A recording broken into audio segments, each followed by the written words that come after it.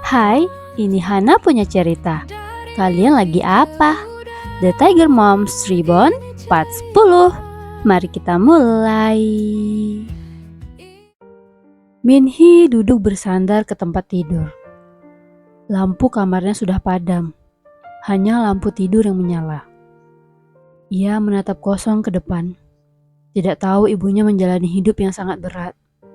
Melayani suami dengan setia sampai harus berhenti sekolah, mendapatkan perlakuan buruk dari mertua selama pernikahan, tidak punya waktu untuk dirinya sendiri, bahkan sampai tidak ingat makanan kesukaannya sendiri. Lalu diselingkuhi.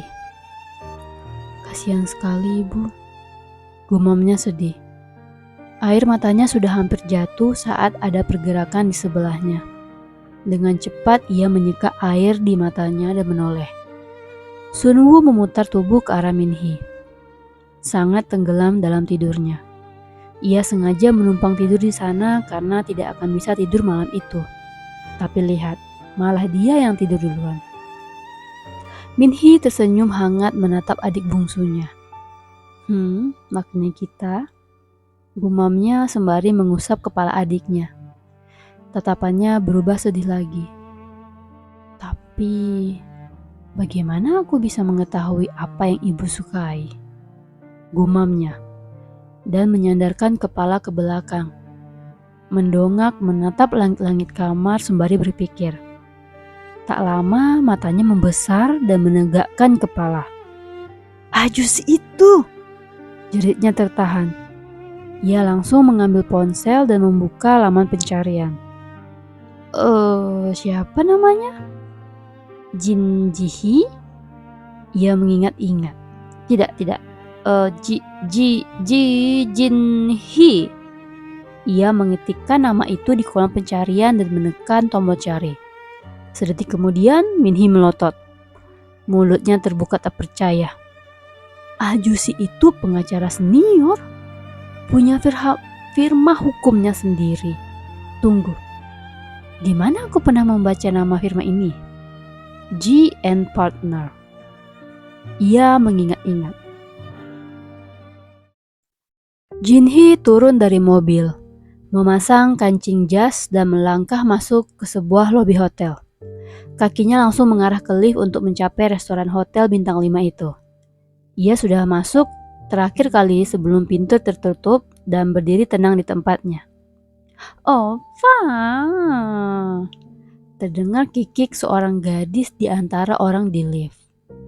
Jinhee mengenali nada itu. Nada para gadis penggoda. Jadi lebih baik tidak ikut campur urusan orang. Pintu lift terbuka di lantai restoran dan ia orang pertama yang melangkah keluar. Hati-hati, kau bisa jatuh. Terdengar suara pria di belakang Jinhee. Tawa dibuat-buat terdengar, sepertinya wanita tadi. Jinhee melangkah pelan. Ketika itu ia melewati cermin di tiang. Matanya tidak sengaja melirik ke cermin dan saat itu terlihat wajah pria di belakangnya. Spontan ia berhenti dan menoleh untuk melihat lebih jelas. Pria itu, Sang-hun, merangkul Yuri menuju restoran. Dahinya berkerut pada pria berpenampilan CEO menatapnya kaget. Pak Sang-hun? Ucap Jinhee tak percaya. Langkah Sang-hun terhenti dengan tatapan heran. Siapa? Jinhee benar-benar tidak percaya matanya. Ia menatap gadis di sisi Sang-hun. Bayangan wajah lembut Jiwon langsung muncul di balik matanya. Putra keduaku mirip ayahnya. Sesuatu terremas di dada Jinhee mengingat bagaimana ringannya Jiwon mengatakan itu. Dan pria yang berbagi anak dengan Jiwon sedang merangkul gadis lebih muda di depannya. Siapa sih? Bisik Yuri aneh. Sang-hun menggeleng dan melewati Jinhee. Jinhee sampai tidak bisa bergerak. Mengingat bagaimana dulu Sang-hun terlalu mengejar Jiwon yang primadona. Mengancam semua pria yang mendekati Jiwon. Juga bagaimana dia mengagumi Jiwon di depan seluruh sekolah. Entah kenapa rasanya sangat sakit, seperti dia yang sedang dikhianati. Ia memejamkan matanya erat sembari menghela nafas dalam dan kembali menghembuskannya. Matanya terbuka perlahan, berbalik dan kembali berjalan. Ia siap menjadi profesional lagi. Tapi acara makan siang itu jadi tidak fokus karena di sisi lain ruangan, di mana Sang Hun dan Yuri duduk makan siang bersama seperti sepasang kekasih yang romantis. Perhatiannya teralih pada ponsel yang berbunyi di saku dalam jasnya. Ia mengangguk sopan dan mengeluarkan ponsel dari salah satu rekannya di firma. Ia menggeser tombol hijau dan menekannya ke telinga. Ya, pengacara Kim. Pengacara J, maaf mengganggumu dalam pertemuan. Ucap pengacara Kim menyesal. Tapi ada seorang mahasiswi datang ke kantor mencarimu. Katanya bernama Park Min Hee. Dek. Jin Hee terpaku dan menoleh ke arah meja Pak Sang Hun tadi. Kenapa dia mencariku? Dia berkata ada yang ingin dibahas tentang ibunya. Jelas pengacara Kim hati-hati. Anda tidak punya anak rahasia kan, pengacara Ji? Jin Hee menahan senyum. Tidak, sahutnya. Katakan aku akan segera kembali, ucapnya. Lalu menarik ponsel begitu panggilan selesai. Ia diam sejenak dan menatap Pak Sang Hun tajam. Sementara itu, Min Hee di lobi kantor firma G and Partner menatap ke seberang jalan. Melipat kedua tangan di dada. Pantas saja terasa familiar, gumamnya. Di seberang adalah kantor cabang perusahaan keluarga ayahnya. Di sana ayahnya bekerja sebagai direktur utama. Nona, Min Hee melepaskan lipatan tangan dan berbalik sopan. Wanita berusia akhir 30-an berkacamata dengan senyum profesional meletakkan cangkir teh ke meja. Pengacara Ji berkata akan segera kembali. Keberatan jika duduk dulu? Oh tidak apa-apa, saya akan menunggu. Terima kasih. Min Hee mengangguk sopan lalu kembali duduk. Wanita yang tidak lain adalah pengacara Kim itu mengangguk dan meninggalkan Min Hee sendiri untuk meneruskan kegiatannya di meja. Tapi tetap saja, ia terus mencuri pandang, sangat penasaran siapa gadis muda itu.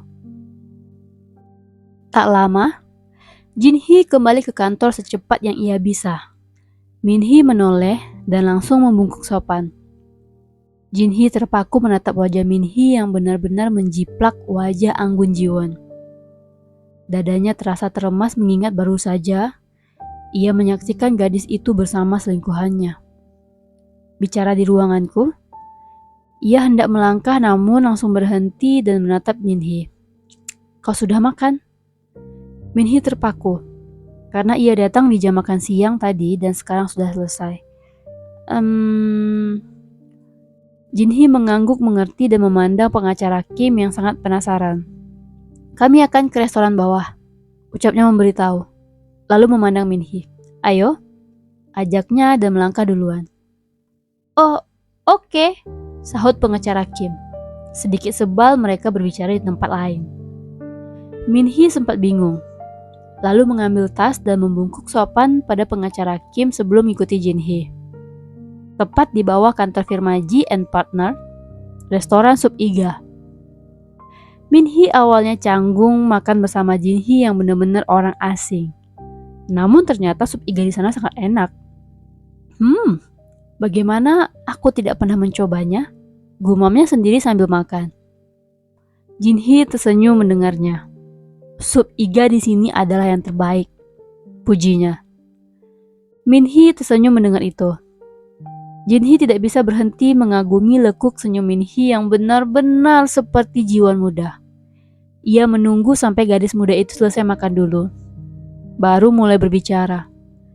Boleh Ajusi tahu kenapa kau datang mencariku? Min Hee kembali canggung lagi. Itu... Jin Hee memperhatikan gerak-gerik Min Hee. Kau butuh pandangan hukum? Tebaknya. Min-hee terkejut dan langsung menggeleng. Bukan tentang itu, sahutnya cepat. Jin-hee menghela napas lega. Aku... Ia diam dulu, memilih kata-katanya. Ternyata aku tidak tahu apapun tentang ibuku. Dahi Jin-hee berkerut. Hah? Min-hee mengatupkan tangan di depan tubuh. Apakah Ajusi tahu makanan kesukaan ibuku? Tanyanya ingin tahu. Jin-hee terbengong-bengong dulu. Namun tak lama senyum muncul di bibirnya. Tentang itu. Ia kembali mengenang bagaimana Jiwon di usia belasan dulu. Ibumu adalah wanita yang sederhana, ucapnya memulai. Min-hee memajukan tubuh karena terlalu fokus, tidak ingin melewatkan satu kata pun. Di musim panas, saat semua orang mengeluh karena kepanasan, dia suka sekali semangka beku yang dipotong dadu. Dia akan duduk di bawah pohon besar di belakang sekolah dan memakannya dengan wajah paling bahagia di dunia. Di musim semi, ia melanjutkan dengan suara yang lebih lembut. Dia selalu mencari bibimbap sayuran liar dengan doenjang yang ringan. Dia bilang aroma sayuran segar membuatnya merasa seperti sedang berjalan di tengah hutan. Jin-hee tersenyum hangat. Di musim gugur, seleranya sangat unik. Dia menyukai ubi panggang yang dijajakan di pinggir jalan. Dia akan memegang ubi panas itu dengan ujung jarinya yang memerah. Lalu membaginya menjadi dua dengan sangat hati-hati agar uapnya tidak hilang. Ia bercerita sembari mendeskripsikan dengan kedua tangannya. Dan di musim dingin, Jin-hee terdiam sejenak. Tatapannya melembut. Ibumu sangat menyukai sup kue beras buatan nenekmu. Dia pernah bilang, satu mangkuk sup panas bisa menghangatkan hatinya lebih dari apapun. Dia suka menambahkan banyak irisan rumput laut di atasnya sampai mangkuknya terlihat penuh. Min-hee terenyuh mendengar semua itu. Terlalu mendetail untuk hanya teman SMA saja. Jin-hee terkekeh malu. Tapi bisa saja ibumu sudah tidak menyukainya lagi. Min-hee diam sejenak. Apa Ajusi dulu naksir ibu? Tanyanya. Jin-hee tersenyum malu. Ajusi tidak akan berbohong.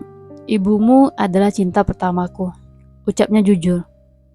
Min-hee merasakan ketulusan Jin-hee, namun tidak bisa mengatakannya. Wajah Jin-hee berubah serius mengingat reaksi Sun-woo terakhir kali. Oh, Ajusi mengatakan itu hanya untuk memberitahumu saja. Semua itu sudah berlalu jauh dan semuanya sudah berbeda sekarang. Ia menjelaskan dengan tegas. Ajusi sudah menikah? Tanya Min-hee. Jin-hee terkejut. Belum, jawabnya. Min-hee tersenyum mendengar itu. Oke. Jin-hee mengerutkan dahi. Hah? Min-hee bergerak bangkit dan membungkuk sopan. Terima kasih atas informasimu hari ini, Ajusi. Aku tidak akan melupakannya, ucapnya. Lalu berjalan pergi. Jin-hee kebingungan memperhatikan Min-hee pergi begitu. Bibi pemilik restoran menghampiri Jin-hee sembari memperhatikan gadis tadi pergi. Putrimu? Jin-hee menatap bibi itu kaget. Saya belum menikah, Bi. Bibi itu terkejut. Oh, maaf. Ia cengengesan dan meninggalkan Jin-hee sendiri. Jin-hee menghela napas dalam. Namun senyum terbentuk di bibirnya. Aku juga berharap begitu, gumamnya. Coba penisirin gak sih yang terjadi selanjutnya? Aku upload hari Rabu, Kamis, dan Jumat. Jangan lupa like, komen, dan subscribe. Berjumpa di part selanjutnya. Suki yang baca setiap